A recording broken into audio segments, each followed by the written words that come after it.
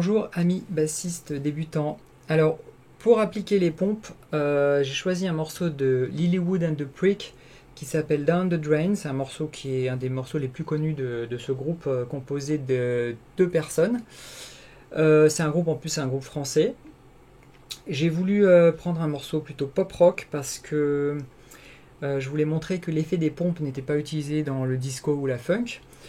Et je me rappelais de ce morceau, je l'ai préparé donc juste pour la vidéo parce que je ne l'ai jamais particulièrement joué. Et puis ça m'a fait plaisir de me le mettre dans les doigts de toute façon. Donc voilà.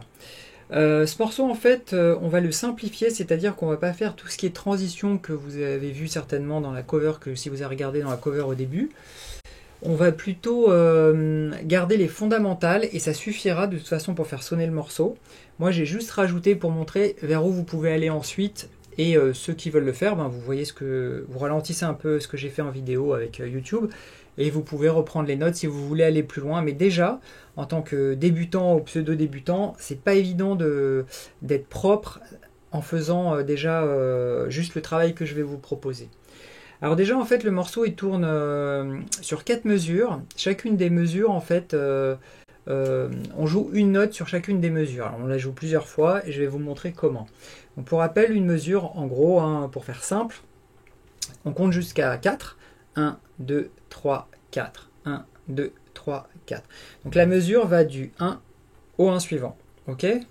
Donc comme ça, en fait, on va jouer les croches. Donc les croches, ça correspond au 1 et 2 et 3 et 4 et. Ça fait une mesure.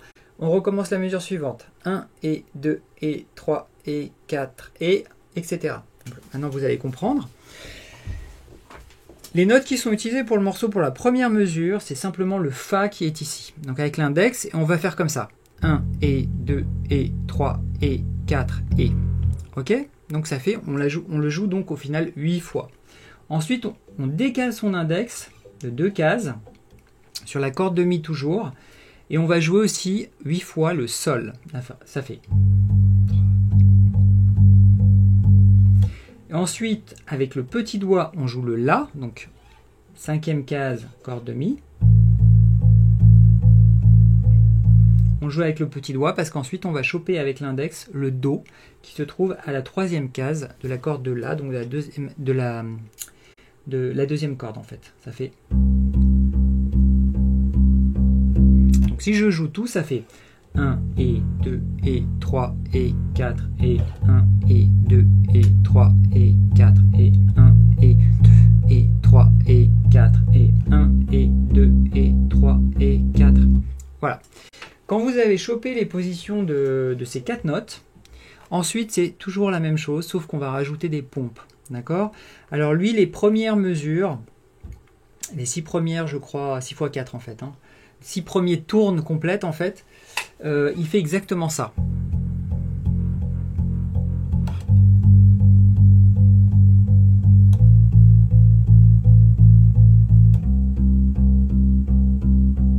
Ok, ensuite il repart là.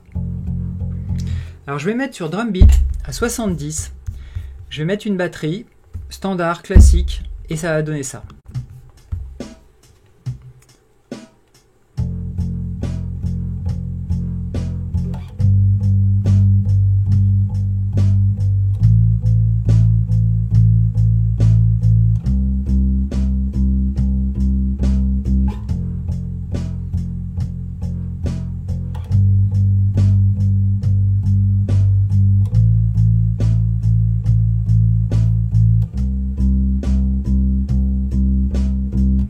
Ok. Alors ça, je crois, sauf erreur, vous compterez, il fait tourner 6 fois. Et ensuite, il va arriver un espèce de pré-refrain où il va le faire. Il va faire les pompes sur les mêmes notes, d'accord ? Donc il va faire.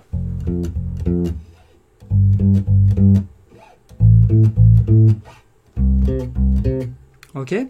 Si je mets le drum beat, ça va faire.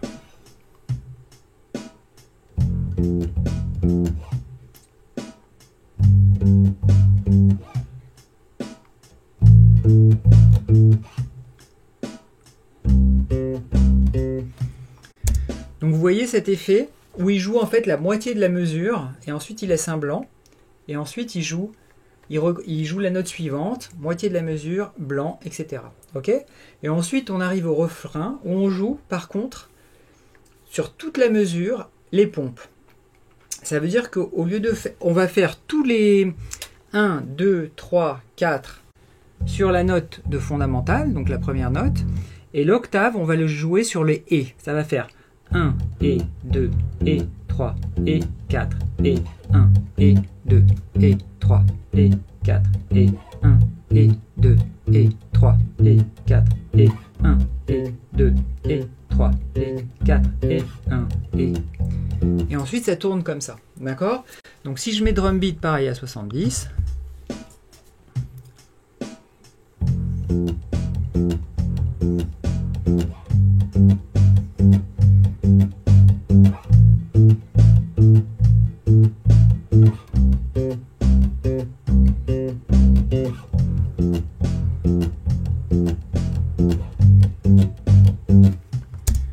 Ok, et ainsi de suite. Et là, vous avez en fait tout ce qui compose la chanson.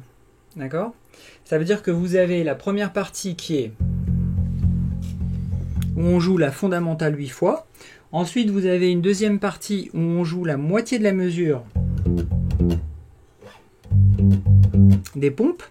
Et ensuite, une troisième partie sur le refrain où on joue les pompes complètes.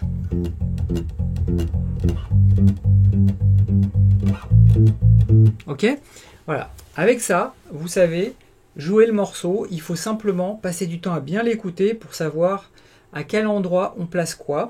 Vous avez aussi ma vidéo où je fais le cover au début, où je joue une partie du morceau. Vous pouvez aussi vous en inspirer. Alors maintenant, le problème de tout ça, c'est comment on fait pour avoir un son le plus propre possible. Alors je vais montrer quand même techniquement ce qui se passe pour que j'ai le moins de bruit parasite. En fait, par exemple, quand je fais une pompe de là à là, d'accord, de là à là, par exemple, donc sur le Fa, vers le Fa plus aigu, vous voyez mon index ici, quand j'appuie, toutes les autres cordes en dessous, elles sont bloquées. Parce qu'en fait, mon doigt appuie ici vraiment sur la frette pour faire la note, mais en ce qui concerne les trois cordes en dessous, c'est en contact avec mon doigt. Donc du coup, ça passe pas. Là, elle peut pas sonner longtemps. Elle est bloquée, la note. Là, elle sonne.